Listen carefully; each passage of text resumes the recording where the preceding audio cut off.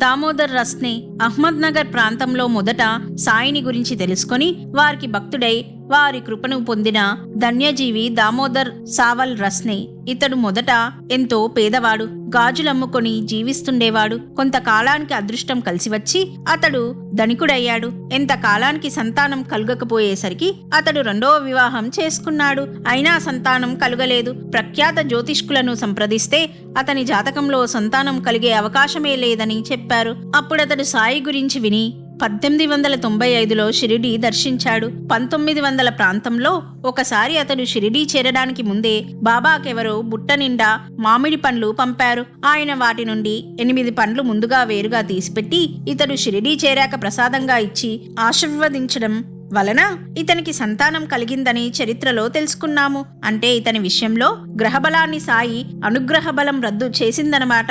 దామోదర్ రస్నే ఇలా చెప్పాడు. నేను బాబాని మొదట దర్శించే నాటికి నెవాసాకు చెందిన బాలాపాటిల్ మసీదు చిమ్మడము మరి ఇతర సేవలు బాబాకు చేస్తున్నాడు. ఆ మరుసటి సంవత్సరమే షిరిడీలో రామనవమి ఉత్సవం ప్రారంభించారు. అప్పటి నుండి ప్రతి ఉత్సవానికి నేను ఒక జెండా సమర్పిస్తున్నాను. ఒకప్పుడు హైకోర్టులో నా అపీలు ఉన్నదని కనుక నన్ను బొంబాయి రమ్మని మా న్యాయవాది రాశాడు. కానీ బాబా నన్ను షిరిడీలో నిలిపివేసి అక్కడకు వెళ్ళనివ్వలేదు. అయినా ఆ అపీలు తీర్పు మాత్రం నాకే అనుకూలమైంది. ఒకసారి నానాసాహెబ్ డేంగ్లే ఒక పెద్ద వెండి పళ్ళెం నిండా రకరకాల విలువైన వంటకాలు తెచ్చి బాబాను ఆరగించమని ప్రార్థించాడు. బాబా వెంటనే కేక వేస్తే ఒక నల్ల కుక్క పరుగున వచ్చి ఆ వంటకాలలో కొన్నింటిని నాకి వేసింది.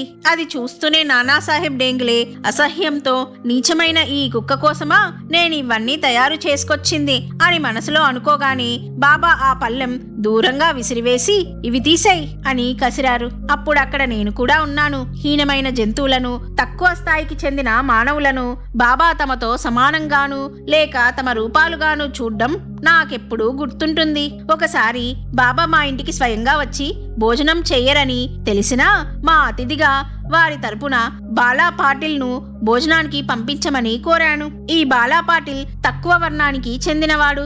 బాబా నా ప్రార్థన మన్నిస్తూ వీని మాత్రం ఛీ ఛీ అని చీదరించుకోవద్దు.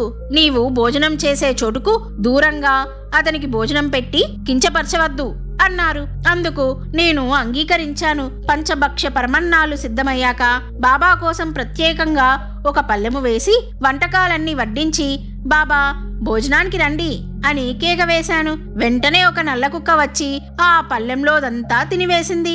దాని భోజనమైందాక నేను భక్తితో సగౌరవంగా వేచి ఉండి తర్వాత ఇతరులకు భోజనం పెట్టిన తర్వాతనే నేను భోంచేశాను. బాలాపాటిల్ను కూడా బయట కాకుండా ఇంట్లో నా పక్కనే కూర్చోబెట్టుకుని విస్తరి వేసి వడ్డించాను. నా మనస్సెప్పుడు బాబా మీదనే నిలుస్తున్నది. తరచుగా వారు నాకు ఇక్కడే దర్శనమిస్తారు. ఒక్కొక్కప్పుడు బాబా నన్ను ఎంతో తీవ్రంగా కూడా తిట్టి కొట్టేవారు. కానీ అక్కల్కోట మహారాజ్ విషయంలో వలె వారి తిట్లు దెబ్బలకు శుభమైన ఫలితం ఉంటుందని నాకు తెలుసు. కనుక నేనెన్నడూ బాధపడలేదు, అలగలేదు, లేక వారిపై భక్తిని విడిచిపెట్టుకోలేదు.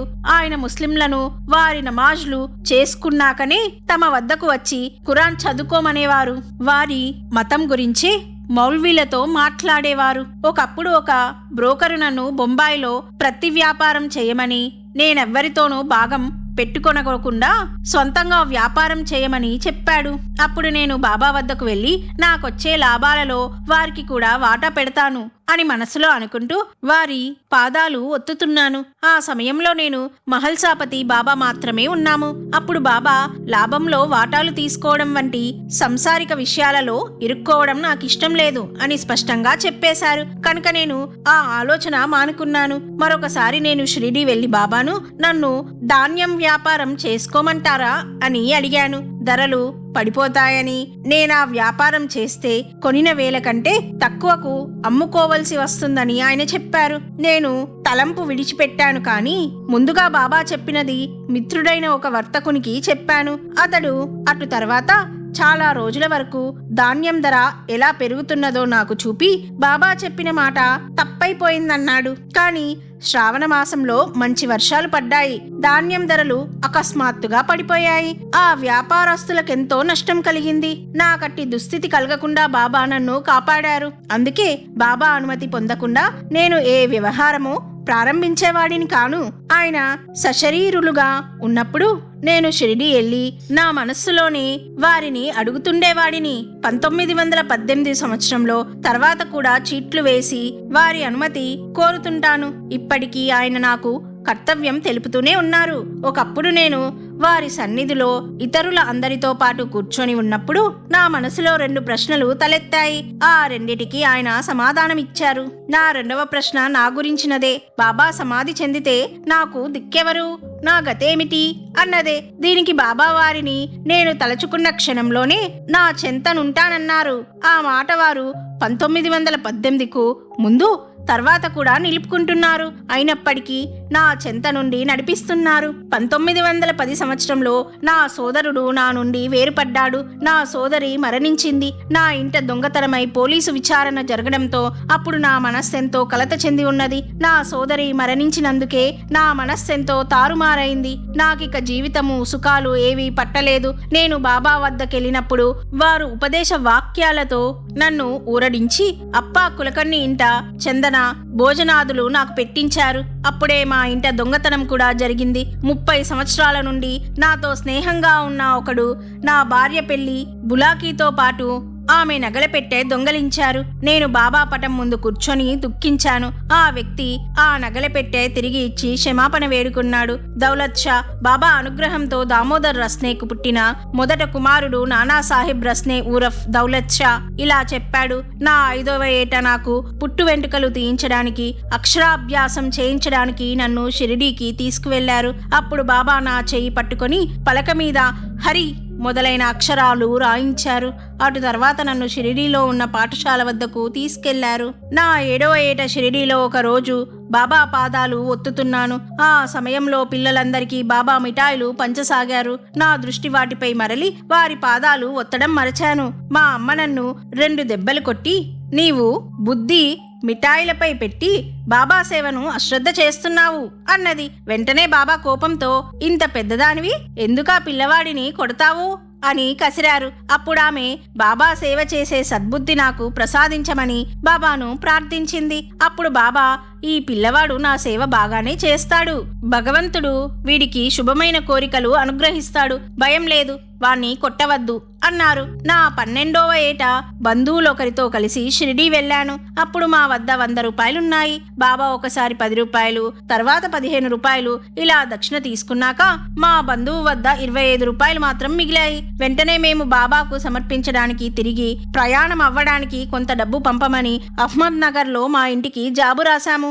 ఆ రోజు సాయంత్రమే మా బంధువును బాబా 25 రూపాయలు దక్షిణ కోరారు. అతడు మా వద్ద డబ్బు అయిపోయిందని, మా ప్రయాణానికి కూడా డబ్బు అప్పు తీసుకోవాలని చెప్పాడు. వెంటనే బాబా, ఎందుకీ దొంగ మాటలు? నీ జేబులో 25 రూపాయలున్నాయి. ఇంటి నుండి నీవు కోరిన డబ్బు రేపే వస్తుంది, భయం లేదు అన్నారు. తక్షణమే మా బంధువు ఆ 25 రూపాయలు ఆయనకు సమర్పించాడు. బాబా అంటుండేవారు, నాకెవ్వడు 1 ఇస్తాడో అతనికి నేను 2 ఇస్తాను. నాకు 2 ఇచ్చినవాడికి నేను 5 ఇస్తాను. 5 ఇచ్చినవాడికి 10 ఇస్తాను అని.